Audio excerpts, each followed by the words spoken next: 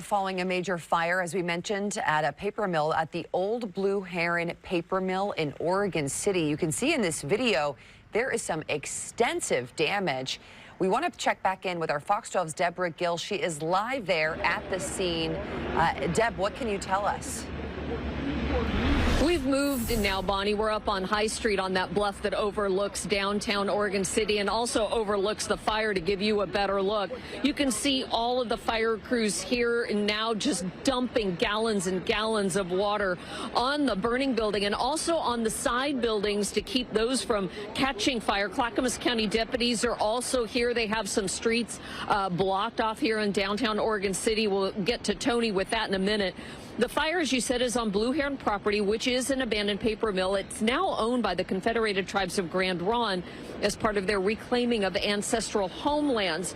And this whole property here overlooks the Willamette River and not far from Willamette Falls.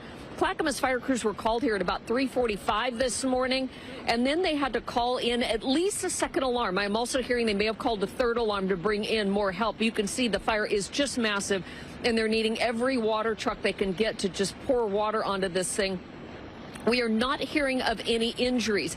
Now, we do know that some of the buildings here were damaged in a fire in 2020.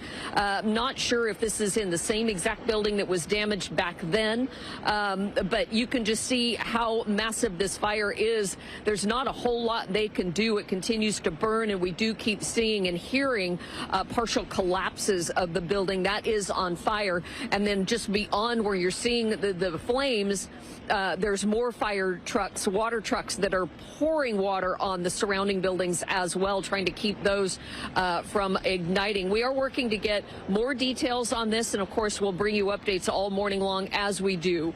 Reporting live in Oregon City, Deborah Gill. Want to send it now to Tony.